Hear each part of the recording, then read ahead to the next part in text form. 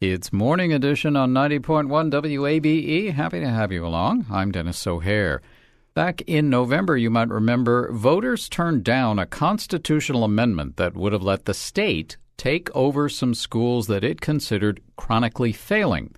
Well, after that vote failed, Governor Deal said, I'll come up with a replacement, because this was his plan originally. And now he has done just that, and here to go over it with us, WABE's education reporter, Martha Dalton. Hey, Martha. Hey, Dennis. Good morning.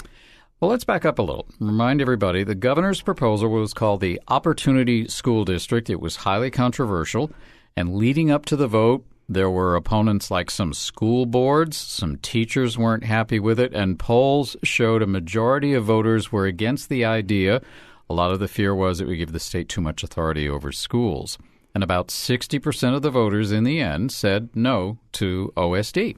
That's right. And the governor was not happy about that. He made that very clear. And he accused those who didn't support the plan of being satisfied with the status quo. So now he's come back with a plan B. And how is this different from what he put before the voters? Because this one is just going through the legislature. That's right. So there are some subtle differences. For example, under OSD, the governor would have appointed a superintendent to run schools the state classified as chronically failing. Now, that superintendent would have been accountable to the governor only. And critics said that gave the governor too much power. So the new bill says there would be a chief turnaround officer to work with low-performing schools. The person would be chosen by and accountable to the state school board, but the governor appoints the state school board. So there's a subtle difference there. But, there is some difference in accountability. Still gives the governor a big voice in what happens. Exactly, it does. And the bill also says the chief turnaround officer would collaborate with local boards and districts to develop a system of assistance and support for struggling schools. Now, that was a criticism of OSD. It didn't address some of the underlying problems surrounding low-performing schools, problems like poverty, health issues, adult education. And the new bill says the turnaround plan must address those issues. Does it say how that would happen or even suggest any ways in which those underlying issues could be addressed? Because that's a pretty nebulous thing. Right. It is not that specific, but gives a lot of leeway to the chief turnaround officer. It also, in addition to the chief turnaround officer, also says that schools can have turnaround coaches. So it gives some leeway to those coaches, the chief turnaround officer, and the local schools to come up with plans. So in other words, more local input, at least on paper, than the governor's plan that was rejected by the voters and opposed by the school boards. So now the question is, are some of those opponents happy with these changes and getting in line behind this plan?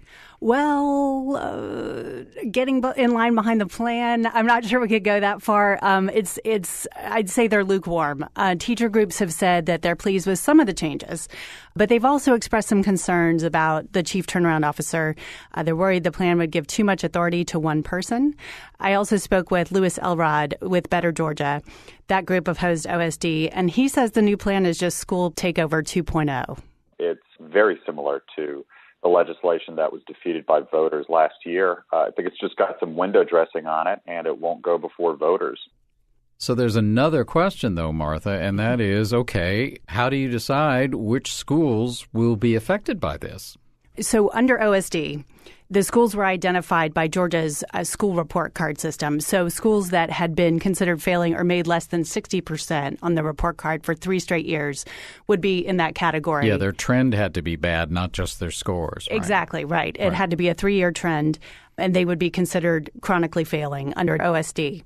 This new bill gives more autonomy to the chief turnaround officer to decide how schools would be classified.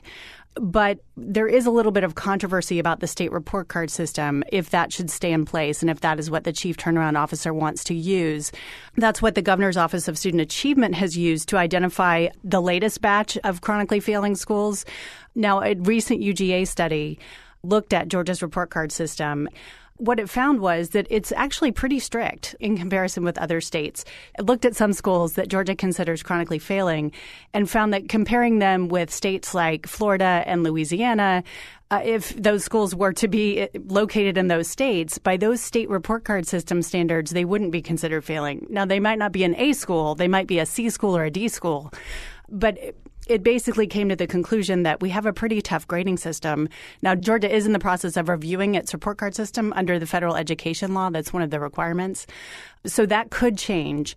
And if this bill goes through and the chief turnaround officer is put in place, that person could have autonomy over how those schools are chosen. So it could be completely different. Yeah, it sounds like the chief turnaround officer, whoever he or she turns out to be, is going to have a lot of authority here. The bill seems to give that person a lot of authority, and that is what Louis Elrod said is one of his main concerns about the bill. And he's the one with Better Georgia, which really isn't happy with the plan in general. That's right.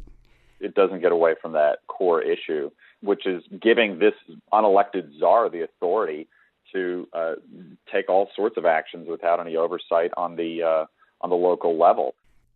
So, Martha, this whole thing, though, is going to take funding. And where does that come from? Well, that's a great question because the bill doesn't identify a funding source. Now, under OSD, the state would have reallocated local tax revenue from the schools that were failing to go toward the state to help run them. This bill says the chief turnaround officer should help identify state and community resources that are available and could be built upon, reallocated, or repurposed to pay for turnaround plans. So that's a little unspecific. And then the next question is, okay, does this effort just focus on the whole K through 12 system, or are they zeroing in on particular grades? And when I talked to Governor Deal before the session, what he told me was the state was going to go after problems in the lower grades. And here's what he had to say about that. What you're going to see us doing is focusing on elementary schools because of the chronically failing schools, the vast majority of those schools are elementary schools. The governor is correct that the majority of schools on the most recent chronically failing list coming from the governor's Office of Student Achievement, but the majority are elementary schools. That's correct. However, there's no clear emphasis in the bill on elementary schools. It doesn't say it specifically? Right. It doesn't specifically focus on, say, for example, K through 3 reading. Mm-hmm. It's written more generally than that. So he's right in that the majority of so-called failing schools are elementary schools, but that's not specifically addressed in the bill. And the governor also said, we've got to do this instead of his earlier idea of overhauling the state's funding formula for schools, a big, complicated job. And he said the reason for doing this first is that you can't really fix the funding formula until you fix some of the problems with the schools. And he said the reason for that was because there are so many chronically failing schools. And here's what he had to say about that. Last year, we were talking about 127 chronically failing schools. Just recently, we've gotten the statistics in, and it's now 153 chronically failing schools. We were talking about 68,000 children in those schools, and now it is close to 89,000 students who are being required to attend chronically failing schools. That is the top priority of education reform. So the question is, where do you get those numbers? Right. Well, those numbers came from the Governor's Office of Student Achievement, which put out a recent list of schools that were considered chronically failing. And again, that's going by the same standard under OSD, where you look at the state report card and schools that are making less than 60% for 3 consecutive years are considered chronically failing. So if that were to change, for example, if the Georgia Department of Education were to change the state report card under the federal education law, that could change how schools are graded. So some schools may come off that list. And in addition, if the chief turnaround officer decides that that's not a valid measure to determine which schools are quote unquote failing, or the new bill uses the description low performing and not failing, then it can be a completely different ballgame. So there could be a completely different number. And the final question is one that was a really hot button issue during the fight over OSD. And that was, okay, who actually operates the schools while the turnaround is in place. And during the fight over the governor's OSD plan, opponents charged that that would just open the door to basically privatization of education or charter schools that weren't accountable. Does this legislation say who takes on that job? Yes, that is a difference in this legislation. Like you mentioned, a big concern about OSD is that schools could be turned over to private charter operators, for-profit charter operators. Now, this bill does specify that charter operators can be involved in the turnaround process, but they would have to be run by nonprofits. That hasn't really placated some of the critics, though.